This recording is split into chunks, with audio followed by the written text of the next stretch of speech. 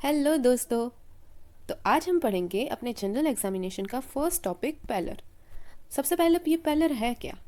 Parallel वो है pale discolouration of mucosa and skin.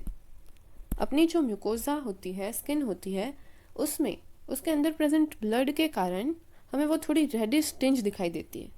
पर जब उस पर ब्लड कम पहुंच रहा हो, मतलब कि ब्लड फ्लो कम हो या फिर ब्लड में आरबीसी ही कम हो, तो ये रेडिश टिंच हमें दिखाई नहीं देती। इसको हम बोलेंगे पैलर। सबसे पहले ये चेक करना होता है जनरल एग्जामिनेशन में। तो अब देखते हैं इसको चेक कैसे करना है।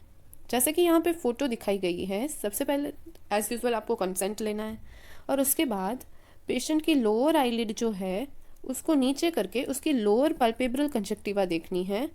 वो अगर आपको नॉर्मली रेडिश सी दिखाई देगी, पर जैसे कि हम इसमें देख सकते हैं इसमें रेडनेस कम हो गई है, तो इसे हम बोलेंगे पैलर। और कौन सी साइट है जिसमें हम ये देख सकते हैं? एक तो अपना टंग हो गई, सॉफ्ट पैलेट हो गया, ओरल म्यूकोजा में भी देख सकते हैं, पाम में देख सकते हैं, नेल्स में, नेल बेड्स में दिखाई देगी, और अदर म्यूकोजा में भी देख सकते हैं जैसे कि वजाइनल म्यूकोजा, रेक्टल म्यूकोजा। ऐसे हम ये पैलर का एग्जामिनेशन करते हैं, नॉर्मली लोअर पैल्पेब्रल कंजक्टिवा में देखते हैं इसको। अब देखते हैं इसके कॉजेस क्या होंगे। तो अब हम पढ़ेंगे कॉजेस ऑफ पैलर। कॉजेस कई टाइप के हो सकते हैं। फर्स्ट कॉज तो अपना एनीमिया हो गया। अब ये एनीमिया में भी क्या होगा? एक तो हेमरेजिक हेमरेजिक टाइप में क्या होगा कि बहुत ज़्यादा ब्लड लॉस हो गया है, मैसिव ब्लड लॉस। ये ब्लड लॉस के कारण क्या होगा? ब्लड कम हो जाएगा, डिक्रीज ब्लड फ्लो, तो हमें पेलर दिखाई देगा। फिर दूसरा है हीमोलाइटिक। हीमोलाइटिक एनीमिया में क्या होता है? आरबीसी बनते तो हैं लेकिन वो डिस्ट्रक्ट हो जाते हैं, इसलिए आरबीसी कम हो जाएंगे और हमें पेलर दिखाई देगा। हीमोलाइटिक के एग्जाम्पल कौन कौन से हैं? सीकल सेल एनीमिया, फिर अपनी G6PD डेफिशिएंसी हो जाएगी हीमोलाइटिक में, तो फिर थैलेसेमिया भी आ जाएगा। ये मेन एग्जाम्पल है। थर्ड हमारा हो जाएगा डिस हीमोपोएटिक। डिस हीमोपोएटिक मतलब क्या? कि आरबीसी बन ही नहीं रहे। सबसे पहले हमने हेमरेजिक देखा जिसमें आरबीसी लॉस हो रहा है, फिर हीमोलाइटिक देखा जिसमें बन तो रहे हैं पर डिस्ट्रक्ट भी ज़्यादा हो रहे हैं। अब ये आ गया डिस हीमोपोएटिक जिसमें बन ही नहीं रहे। तो किस में नहीं बनेंगे आरबीसी? तो एक तो iron, folate deficiency, nutritional cause हो गया ये अपना। फिर एप्लास्टिक एनीमिया है, बोन मेरो ही अपना ख़राब है तो आरबीसी बनेंगे ही नहीं। क्रॉनिक इन्फेक्शन हो गया, और क्रॉनिक इन्फेक्शन जैसे ही सिम्टम्स देता है मैलिग्नेंसी, तो अपना मैलिग्नेंसी हो गया। और फिजियोलॉजिकल इसमें होगा प्रेगनेंसी, क्योंकि प्रेगनेंसी में फीटस के आरबीसी तो बनते हैं लेकिन मदर के आयरन फॉलेट की डेफिशिएंसी के कारण कम बनते हैं, तो ये हो गया डिस हीमोपोएटिक। तो हमें देखने को मिलेगा इस कॉज इसमें पैलर। अब इसके सिर्फ यही कॉज नहीं हो सकते,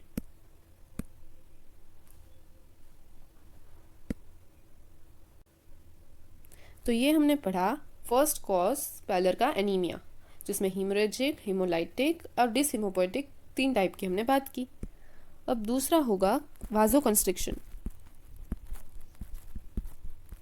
और वाजो कंस्ट्रिक्शन से क्या होगा कि जो ब्लड वेसल किसी टिश्यू में ब्लड पहुंचा रही है उसका ही हमने कंस्ट्रिक्शन कर दिया, तो इससे ब्लड फ्लो कम हो जाएगा, और ब्लड फ्लो कम हो गया तो हमें देखने को मिलेगा पैलर।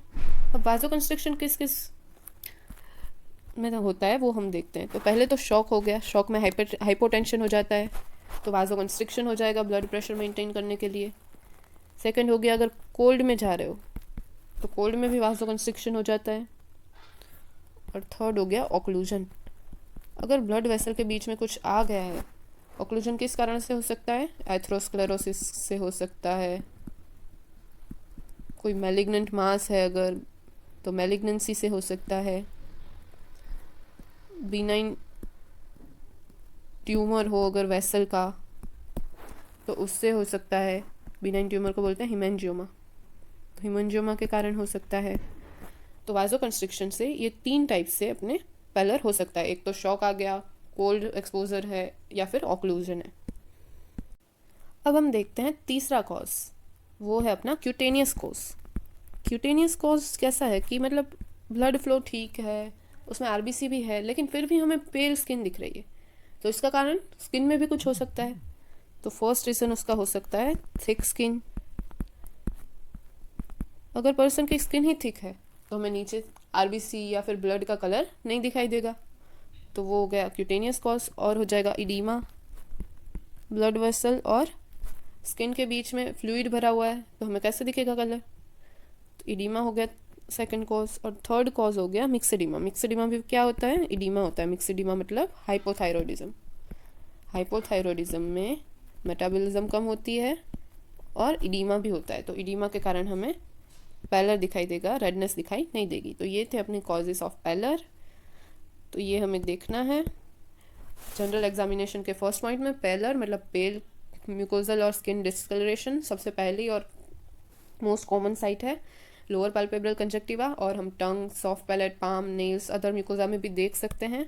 उसके कॉजेस में देखें तो फर्स्ट है एनीमिया। एनीमिया में हेमरेजिक हो सकता है ब्लड लॉस के कारण, हीमोलाइटिक हो सकता है आरबीसी डिस्ट्रक्शन के कारण, और डिसहीमोपोइटिक हो सकता है कि आरबीसी जिसमें बन ही नहीं रहे।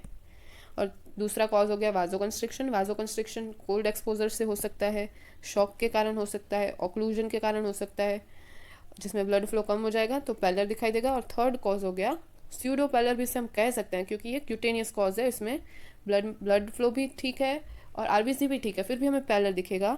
तो उसका कॉज हो सकता है थिक स्किन है, इडीमा है, मिक्सडीमा है, उसमें ये पैलर दिखाई देगा। तो ये हो गया अपना पैलर। Thank you so much.